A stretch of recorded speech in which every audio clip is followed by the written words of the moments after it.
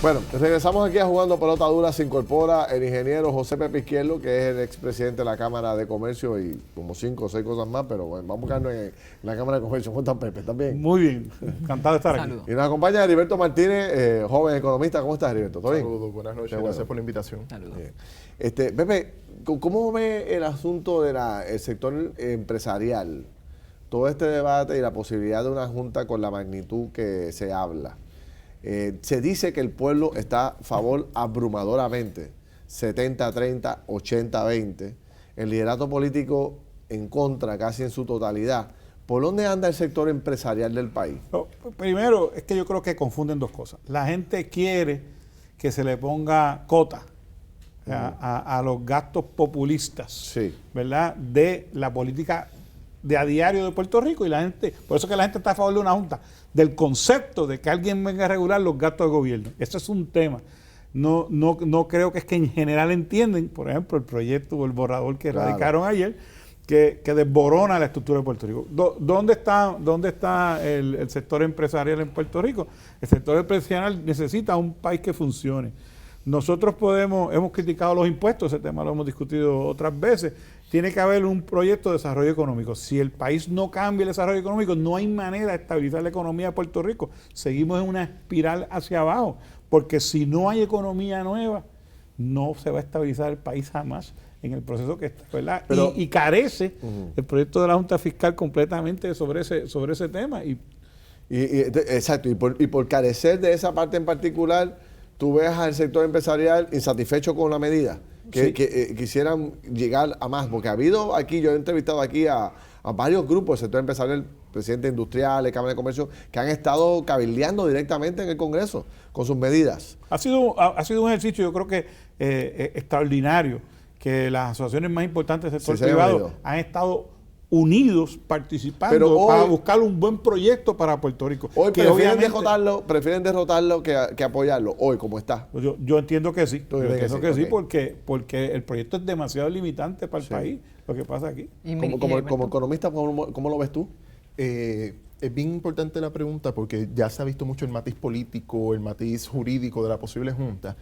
Yo lo que veo es que esta junta surge, su génesis, ¿no? Es uno de los congresos más conservadores en la historia de los Estados Unidos. Y es un congreso que tiene una visión de mundo montada sobre una ideología de política de austeridad, de que el gobierno hay que reducirlo a mínimos en un país como Puerto Rico, donde el Estado es prácticamente omnipresente y donde estamos en un mercado laboral abierto. ¿Qué significa eso? En la medida que apliquemos mayor cantidad de recorte y políticas de austeridad y haya contracción económica de corto plazo, las personas van a coger una maleta y van a ir a Texas, van a ir a Florida, que es lo que está ocurriendo actualmente. Por lo tanto, nos vamos a quedar sin una base social para la recuperación. Precisamente, hay uno de los puntos de esa junta que establece también, o del proyecto, mejor dicho, de limitar el mínimo federal a los jóvenes de 25 años, lo cual es decirle, abran las compuertas para que se vayan nuestros jóvenes más de lo que se han ido. Aunque esto es prácticamente también lo propuso Kruger, que fue en su informe al gobernador. Y equivocados los dos. Equivocado Kruger y equivocado pues quizás le dimos material, el gobierno de Puerto Rico, el país, le dio material a los congresistas para que se agarraran de eso. Lo que ocurre en términos de la visión económica ortodoxa es que hay siempre un desempleo juvenil mayor al desempleo total. O sea, cuando medimos el desempleo de jóvenes menores de 25 años en Puerto Rico, fácilmente está por encima del 25%.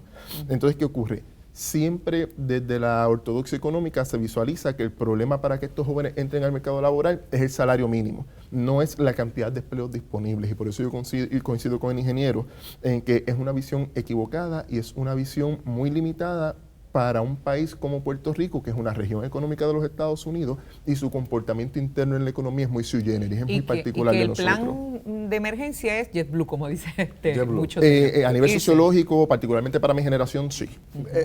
Pepe, te pregunto, yo he visto, a mí me consta, ver proyectos importantes de infraestructura con 2 o 3 empleaditos, una maquinita, que se ve que están en baja totalmente. Proyectos que podían tener toda una maquinaria y terminarlo rápido. El mejor ejemplo es el proyecto del Escambrón, de toda esa marginal del Escambrón, que es un proyecto preciosísimo, está básicamente... Pero ahí hubo un problema porque hubo un cambio de contratista. El contratista se fue en default. Ese quizás es más atípico. de lo que podemos acostumbrar. Hay unos proyectos que están tenidos por la falta de fluidez. Pero hay muchos proyectos, se habla de una deuda grande al sector, a los comerciantes, a los que hacen negocios con el gobierno de Puerto Rico. ¿Tú lo has visto a suplidores? El tema de los suplidores, Contratistas. el tema de los suplidores es un desastre. Porque si tú te ves todos los lunes en la prensa, el secretario de Hacienda hizo un malabarismo para pagarle a alguien. Y él está haciendo un extraordinario trabajo. No estoy criticando a Zaragoza, pero él tiene que hacerle tripas corazones. Y hoy pago las velas y hoy pago el quinqué, porque no hay para pagarlo todo a la vez. Entonces, ¿qué pasa? Los suplidores del gobierno de buena fe han seguido proveyendo servicios, pero llega un punto dentro de la economía deprimida que no pueden seguir dando el servicio. Claro. Y tienen ya sobre 1,000 y pico de millones de pagos retenidos a suplidores. 1,000 y pico de millones. De millones. Casi que no están 200 pagando. millones. 300 millones. No, 1,000 no. millones. No, entonces, ¿dónde no están esos 1,000 millones? En la calle. En la No calle, están claro. en el cine, no están en el de compra, no están la venta de autos. Todo eso es reflejo Claro. de eso mismo, ¿verdad? Porque si el dinero no está en la calle. Y qué bueno Sí. que toca Zaragoza, porque hay otro issue con Zaragoza, o mejor dicho, con Hacienda, recaudos.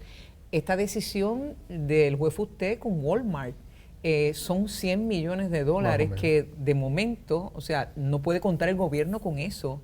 Me gustaría que dieran su opinión, el efecto que tiene el que saquen ¿cómo se llama? El transfer pricing. Me gustaría que lo evaluaran primero sin los detalles sobre que se legisló para Walmart y luego entonces los argumentos de Walmart. Bueno, hiciste muchas preguntas a la vez sobre el mismo tema, pero sí.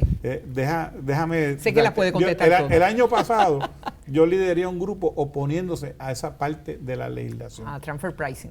Porque el problema no es el transfer pricing, el problema es crear una sección dentro del Código de Renta Interna particularizada. Porque si tú puedes tener a la industria de la gasolina, se le pone este impuesto. Y, o sea, eso no es sector, no es por sectores de esa industria, pero estás hablando del sector de retail, donde entonces pones reglas especiales. Si eres demasiado grande, te voy a castigar. Y básicamente es donde terminó la legislación, ¿verdad? Y en ese sentido la Cámara de Comercio siempre ha propuesto, ¿verdad?, el libre comercio, la libre empresa, y nunca ha respaldado. Pero ese Mida está un poco molesto porque aquí ha habido doble vara. Con la patente nacional no le otorgaron a ellos y a Walmart sí la judicatura. Es que el problema es que la patente nacional, la medida después de cierto volumen de negocios, que era un threshold relativamente bajo, le aplicaba a todo el mundo.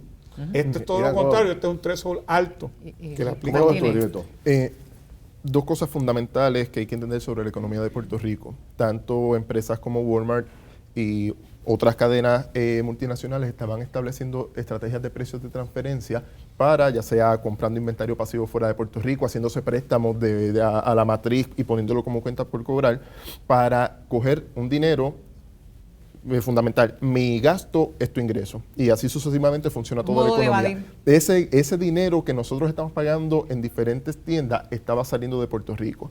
Ocurre con los rendimientos de capital, que son 36,000 millones. Ocurre con el pago de la deuda, que son más de 5,000 millones. Y ocurre con el capital humano de toda una generación bien formada, que también se está yendo. O sea, me parece que esta decisión es otra forma más de continuar extrayendo riqueza de Puerto Rico hacia el exterior. Esos 100 millones que no van a estar en la economía de Puerto Rico, ni en Hacienda, probablemente van a ir Pero fuera. no hubiese sido más sabio, pienso yo, en vez de entrar en un proceso de una disputa legal que va a seguir por ahí para abajo con Walmart, no era más sabio decirle a Walmart, mira, yo necesito mayor participación tuya en el proceso económico de Puerto Rico. Yo necesito exportar más guineo, más mango, más aguacate, más plátano. Y necesito utilizar tu estructura de exportación para llevarlo a 25 países y a los 50 estados. Eso me va a provocar a mí 1,000 empleos nuevos y 250 millones de dólares a la economía del país.